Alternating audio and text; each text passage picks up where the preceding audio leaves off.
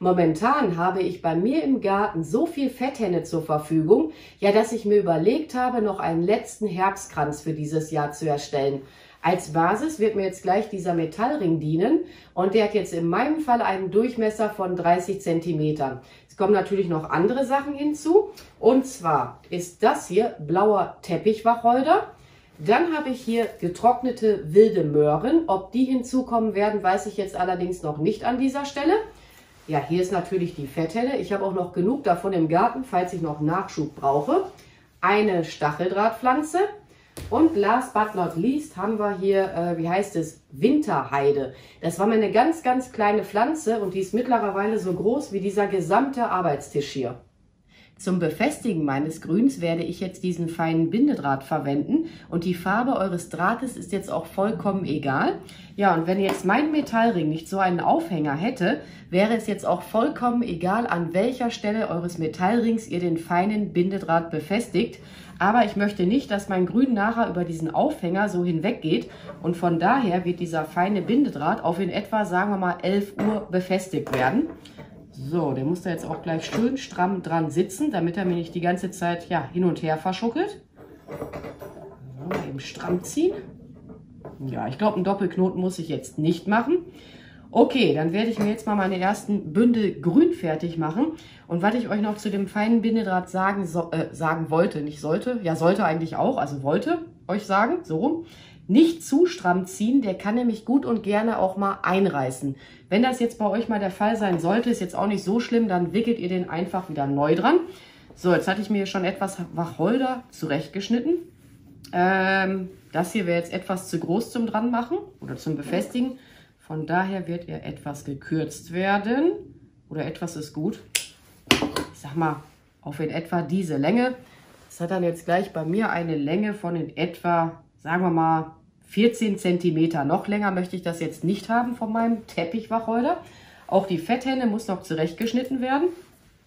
Dann kann auch sein, dass ich den Stiel so lang lasse, aber normalerweise kürze ich das auf diese Länge. Dann haben wir hier noch die Winterheide. Wäre jetzt auch für meine Zwecke zu lang. Da wird aber jetzt gleich nichts von verschwendet werden. Auch das, was hier so etwas usselig jetzt aussieht, kommt da nachher mit hinein. Machen wir jetzt mal ein kleines Sträußchen schon mal fertig mit der Winterheide. So. Okay. Dann habe ich mir überlegt, kommt als nächstes die Stacheldrahtpflanze hinzu. Schneide ich ganz tief unten ab. So. Mal hier hinausfriemeln. Bleibt jetzt jedem selbst überlassen, wie groß er das gerne haben möchte mit der Stacheldrahtpflanze. Für den Anfang würde ich das aber alles etwas filigraner machen. Man kann das auch so abzupfen, mache ich ja jetzt auch gerade. Stacheldrahtpflanze ist auch am Start. Hier ist der feine Bindedraht. Das machen wir mal beiseite. Hier ist der kleine feine Bindedraht. Zack. Leg das auf den Bindedraht und umwickle das jetzt zweimal mit meinem Bindedraht. Nur nicht zu stramm ziehen. Also ein bisschen schon, ne? Aber dass das auch hält. So, dann kommt jetzt als nächstes die Fetthenne. Jetzt hätte ich schon fast dazu Stacheldrahtpflanze gesagt. Der Teppichwacholder. Irgendwie ist bei mir gerade so sprachlich der Wurm drin. Kann das sein? Ich weiß auch nicht. Wie heißt sie? Wilde Möhre. Jetzt schaue ich hier, dass die Enden in etwa gleichmäßig abschließen, aber nur in etwa. Zack, das brauchen wir nicht mehr von der wilden Möhre. Leg das jetzt etwas versetzt nach unten, weil ich will ja hier auch entlang kommen. Aber das wird jetzt hier nicht komplett entlang gewickelt werden. Und ich werde mal versuchen, dass das Grün mehr so nach außen absteht. Ist jetzt auch etwas Puzzeln. Bindedraht ist am Start. Also irgendwie, ich habe aber jetzt gerade wirklich so einen Wurm drin, ne, in meiner, sagen wir mal, Sprachausgabe. Dann kommt jetzt wieder die Winterheide und die Stacheldrahtpflanze. Dann wieder der Wacholder, Fetthenne und wilde Möhre. Ja, und das mache ich jetzt hier so lange drumherum, bis ich halt der Meinung bin, ich kann jetzt aufhören. Dieser Kranz oder dieser Ring vielmehr, der wird jetzt so in etwa, ich sag mal so bis hier, ja, so grob bis hierhin umwickelt werden. Ne? Ich mache das jetzt, wie gesagt, nicht komplett drumherum. Und dann werde ich das Ganze jetzt für euch auch mal beschleunigen und schneide mir hier alles mal peu à peu halt zurecht noch.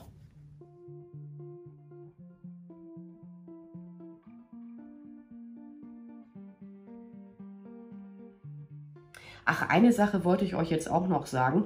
Wenn man euren Kranz von hinten sehen sollte, dann auch mit Grün bedecken. Ist jetzt aber bei mir nicht der Fall und von daher mache ich hier wirklich nur die obere Seite. Achte aber trotz alledem auch darauf, dass man hier an den Seiten nichts mehr von dem Metallring nachher sehen kann. Ansonsten mal zweimal auf der gleichen Höhe Grün einarbeiten, ne? Also 2 Sträußchen. Dass man jetzt sagt, okay, ich nehme jetzt noch mal, ich bin jetzt hier gerade bei der Fetthenne und Wacholder und ich habe die wilde Möhre allerdings vergessen. Dann nehme ich mir etwas kleineres Grün, die wilde Möhre, wollte ich ja eh jetzt wieder mit einarbeiten. So. Und lege das etwas an die Seite, ne? Wenn man das jetzt bei euch noch sehen kann, also diesen Rand.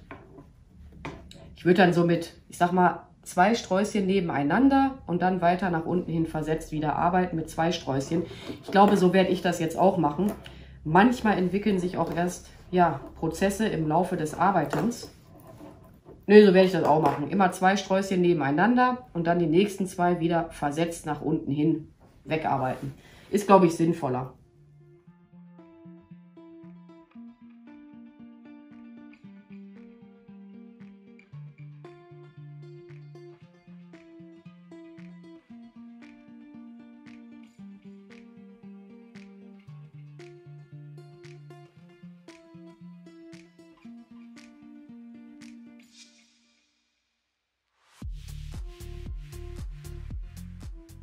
Meinen Kranz habe ich jetzt fast soweit fertig, aber ich wollte jetzt auch noch näher auf den Abschluss des Kranzes eingehen.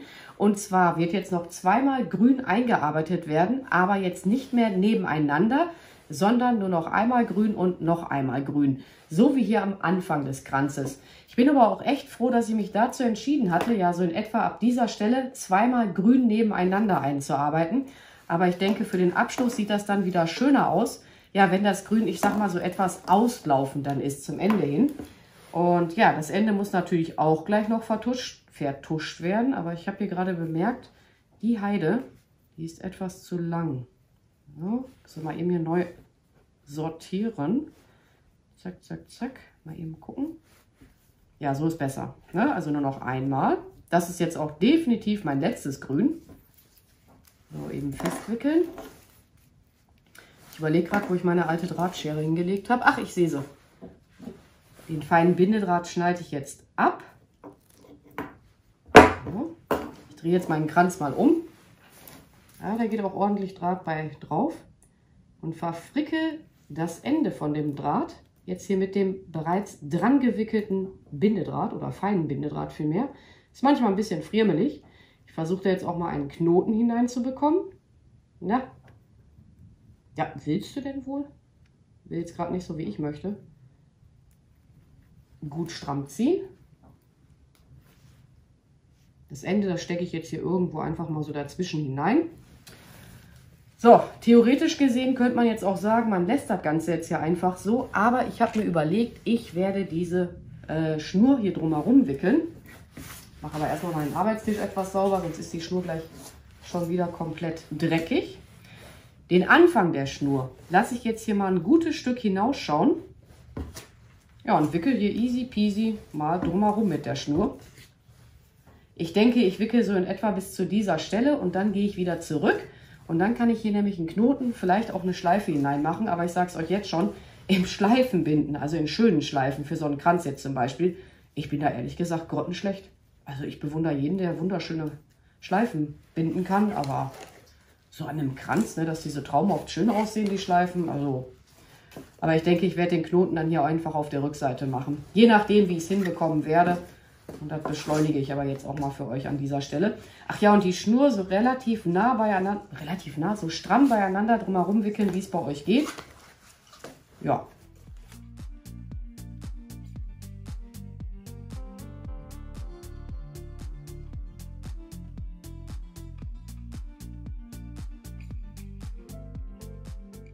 Nach unten hin habe ich die Schnur jetzt etwas dicker drumherum gewickelt, ja, damit das nach oben hin wiederum etwas auslaufender aussieht mit der Schnur.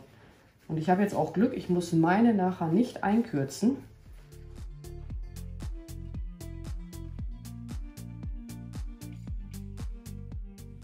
Diese beiden Schnurenden stecke ich jetzt einfach unter dem Bindedraht. Wie gesagt, im Schleifebinden bin ich jetzt nicht so prall, also in so wunderschönen Schleifen. Mal Eben gucken. Doch, das sieht cool aus. Also mir gefällt mein Kranz. Ja, theoretisch gesehen könnt ihr jetzt auch noch weiter dekorieren. Ich muss da jetzt selber noch mal einen Moment drüber nachdenken, um ehrlich zu sein. Ich hatte überlegt, noch Bucheckern und diese Lampignonpflanzen mit der Heißklebepistole zu befestigen. Und wer sich jetzt gewundert haben sollte, was das für ein Geräusch war, das war mein Hund Peaches. Die ist da gerade, ja, da unten in ihrem Körbchen, könnt ihr jetzt wahrscheinlich eh nicht sehen, und macht da irgendeinen Blödsinn. Die wurstet sich gerade in ihre Decke ein. Nee, was wollte ich jetzt sagen? Also die Bucheckern würde ich sagen, auf jeden Fall. Die Lampignonpflanzen, ich würde sagen, ist letzten Endes echt Geschmackssache. Andererseits, warum eigentlich nicht, ne? Wenn ich das jetzt hier so sehe, ich finde die nicht schlecht da drin. Ich überlege jetzt lieber nochmal. Ich habe mich jetzt doch dazu entschieden, die Lampignonpflanzen nicht mit einzuarbeiten, aber auf jeden Fall die Bucheckern. Ja, und die werden dann einfach mit der Heißklebepistole befestigt werden. Ich nehme dann das Grün immer etwas auseinander. Ich zeige es euch mal eben. So, Heißkleber, hier, komm mal raus. Wie gesagt, das Grün einfach auseinandernehmen und dann hineinstecken.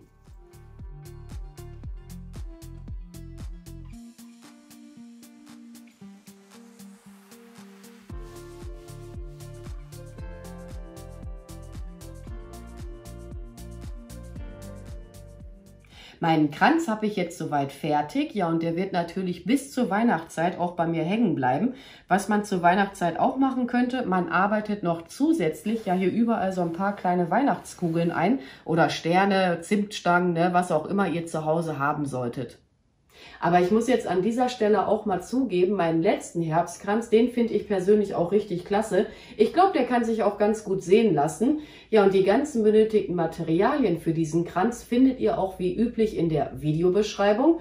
Und ansonsten werde ich mich jetzt auch mal an dieser Stelle bei euch verabschieden. Ich bedanke mich fürs Zuschauen. Macht's gut, eure Pink Peach. Bye!